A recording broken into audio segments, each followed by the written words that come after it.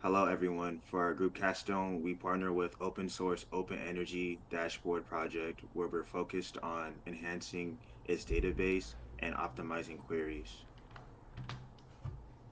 My name is Salvatore, and I'm a computer science major. My name is Andre Manzo, and I am a computer science major. My name's Sabino Galindo, and I'm a computer science major. And my name is Kobe Murakami, and I am a computer science major. So, the background of this project is to increase the usage of Open Energy Dashboard will help individuals and companies consume less energy, promoting sustainability and cost savings. And the motivation here is to improve the accessibility that will improve the users to evaluate their energy and resource efficiency. And the main objective is to make Open Energy Dashboard run faster through optimizing the query and database. So the original plan for the project was that we would all work on the 3D graph query, which graphs data in a three-dimensional grid.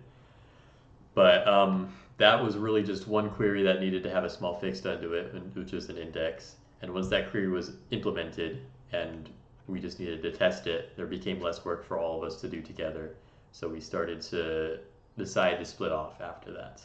But after that initial query was implemented, it was just documentation and timing the queries that was necessary.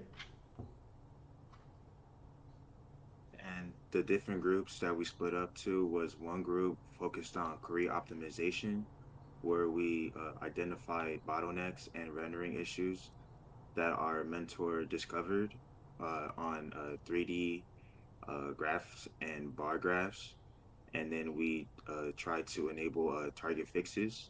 And the other group was Group B, which did time varying unit conversions, where they added time based rate parameters to conversion tables, updated conversion logic to select rates by time step, and enabled open ended intervals with infinite time lapses to support dynamic unit conversions. And for the bar graph rendering limits, when we looked into the problem, we discovered that plot.js was creating tens of thousands of SVG elements for each bar in a large data set. It created too many DOM elements, and as a result, the browser had to work overtime, styling and painting every single one of the SVG vectors. This completely blocked the main thread for several seconds, and if you were to load a bar, made it seem as if it was unresponsive when it was rendering in. Uh, for 3D core optimization, the issue here was that when you would want to create a 3D model, it would go over about 1.4 million rows and only return about 15,000 rows of data that was relevant to what the user wanted to measure. And to fix this issue of it going through so many rows of data, I added a index which would eliminate those full scans in the materialized view, and then added in some filtering options that would cut the range of time that is spent scanning and also remove redundant code like join functions and if statements. And the execution time was around 2 seconds. And by adding these fixes, it decreased it down to 28 milliseconds. For Group B, we were initially just enabling the ability to apply costs that varies with time. That is the basic overview of what we were implementing. The first part of that was changing the table that carries each conversion. Each conversion is a table with certain attributes, and we added an attribute to include a start timestamp and an end timestamp, so that each individual conversion can have its own span of time. Um, and we integrated that with readings, which Sabino can go into a little more. Yeah, we kind of maintained the existing readings. We just kind of changed the meter line readings a little bit. just to have like better conversion lookups. Um, Also, too, we did a lot of timestamp handling. We added the support for timestamps from negative infinity all the way up to infinity values. That shows in our graphs. Um, at the top one, it shows our time series data changing over time in a 2 year period. Then also the bottom one showing the conversion rate of those times to money, so users can have more input on how much money they're spending over a period of time. Okay. And from like what I've learned through this project is I'm happy that I got experience with working with an open source project. I've also gained a deeper understanding of how databases works and how server side like bottlenecks and just inefficient code can end up affecting how the front end renders and like its overall performance.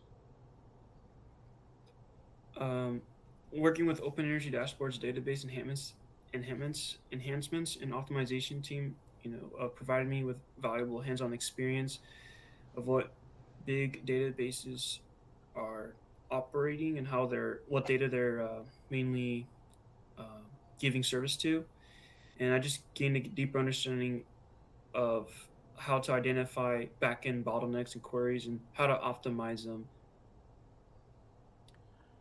For me, before my time working with Open Energy Dashboard and learning about it, I didn't really have a lot of experience with databases. Some SQL queries here and there, mainly from like web development. It was very intimidating at first, but I feel like I was able to get a good hand, and because of that, it made me learn a lot about databases and testing and query optimization, and yeah. Before we did Open Energy Dashboard, I only had a little bit of database experience from the databases classes I took, but I hadn't really ever delved into Postgres. So doing that and learning a lot of the special functions that it provides for timing and for doing various things for implementation was really helpful and helped me gain a further understanding of databases, as well as learning some of the insane queries that OED implements, which include huge functions and lots of materialized views and crazy stuff like that. So after doing this project, I feel like I've become a lot more competent in working on databases and understanding database queries and implementing them. And then before we end, we just wanted to give a special thanks to our mentor, Steve Letterman. He really helped us out a lot throughout our time. Even though we kind of split off into two groups, he was still there for both of the groups. He really did help us with, understanding the database, setting things up, especially with our environments, going through the queries, going through the problems. And overall, yeah, just thank you so much, Steve, for your time and having patience with us. We appreciate it.